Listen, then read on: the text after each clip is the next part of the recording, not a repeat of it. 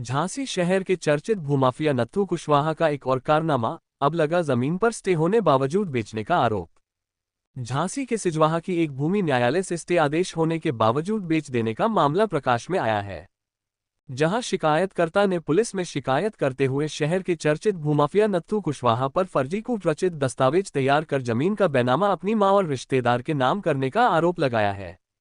पारीछात हमल power house से सेवानिवृत्त अधिशासी अभियंता अशोक सनफ्रांस सिटी निवासी हनारायण ने डीआईजी को दिए शिकायती पत्र में आरोप लगाते हुए बताया कि कोतवाली क्षेत्र निवासी भू माफिया नत्थू कुशवाहा ने न्यायालय से स्टे होने के बावजूद जमीन के फर्जी कूटरचित दस्तावेज तैयार कर अपनी मां के नाम कराकर उसे बेच दी और उसका लाखों रुपया हड़प कर लिया।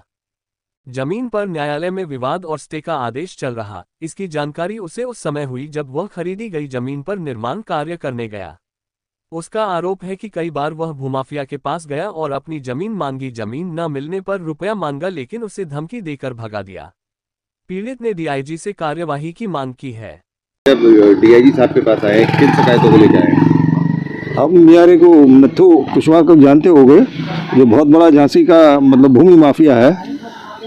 उसी के अगेंस्ट में कंप्लेंट डालने के लिए आए थे, जो कि हमारी 1 एकड़ जमीन दबाए बैठा हुआ है वो, और उसने फर्जी तरीके से उसकी रजिस्ट्री करवा ली और अब वो ज़मीन को बेच रहा है, जबकि उस ज़मीन पर स्टे लगा हुआ है। कहाँ की जमीन है, कब का मामला है? ये जमीन आपने सुना हो, शिव परिवार अंजनी माता के मंदिर के पास की जमीन है, सुजवा के अंदर है। जो मतलब कोई कुशवाहा जो रहता है वो अंजनी माता मंदिर के वहाँ पर रहता है, और ये जमीन है सुजवा की जमीन है। वो शांति देवी या शांति देवी के नाम से जमीन है वो। कैसे पता लगा आपको कि ये नत्थू ने आपकी जमीन हड़प ली है?